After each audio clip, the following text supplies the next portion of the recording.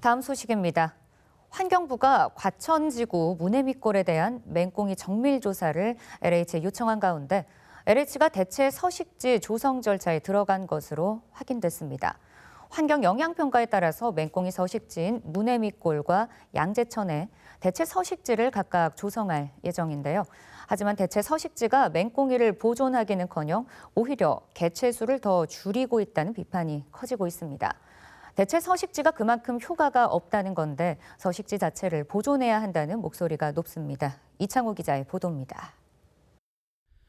맹꽁이 집단 서식지로 확인된 과천지구 문해미골. LH는 환경부와의 환경영향평가 협의 과정에서 대체 서식지 2곳을 조성하겠다고 밝혔습니다. 맹꽁이 개체수가 많은 문해미골에 3,000제곱미터를 조성하고 양재천 수변공원에 약 8,000제곱미터를 조성해 맹꽁이를 옮길 계획입니다.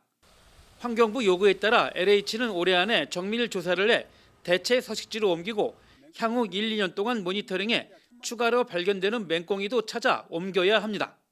하지만 곳곳에서 대체 서식지 효과에 의문을 던지고 있습니다.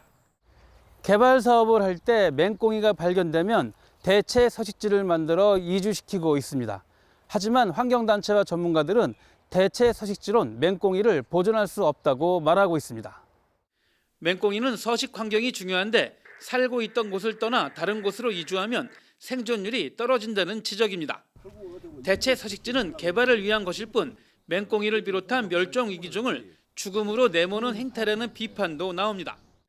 맹꽁이 자체가 대체 서식지에서 적응을 못하고 마련한다 할지라도 생존 확률이 거의 없습니다. 맹꽁이는 야행성이고 온도, 습도, 기후가 자연적으로 형성이 안 되면 절대 서식이 안 됩니다.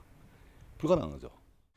의왕 포일지구의 경우 이주한 뒤 맹꽁이 개체수가 크게 줄어든 것으로 나타나 대체 서식지에 대해 회의적인 시각이 많습니다. 우리가 매년 이렇게 모니터링을 하고 또 개발이 있을 때마다 그 멸종위기종에 대한 서식지를 확보하기 위해서 저희가 활동을 하고 있지만 과연 이게 그 멸종위기종들을 보호하기 위한 올바른 방법인가라고 봤을 때 결과적으로 보면 이 방법은 타당하지 않다라고 판단하고 있습니다.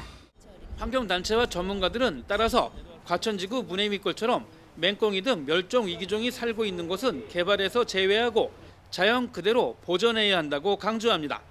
그래야만 맹꽁이의 생존율을 높이고 자연 상태 그대로 보호하고 보존할 수 있다고 설명합니다.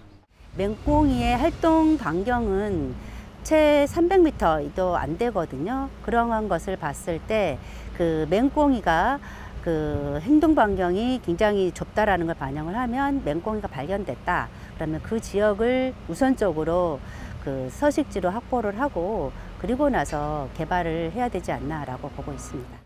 맹꽁이가 일부 서식이 아니고 문해미골 전역에 분포되어 있는 것으로 확인이 되었고 이럴 경우에는 대체 서식지를 마련하는 것은 그 숨어있는 맹꽁이를 찾아서 그 서식지를 마련한다. 불가능한 일입니다. 사업지구 내에서 전면적으로 차폐해서 문해미골 자체를 생태 보존 지역으로 지정해서 보존하는 게 그게 근본적인 원인을 해결하는 거라고 봅니다. 개발 사업마다 논쟁이 되고 있는 맹꽁이를 비롯한 멸종위기 동물들. 대체 서식지가 아닌 자연 그 자체를 보호하는 방법을 찾아야 할 때입니다. BTV 뉴스 이창호입니다.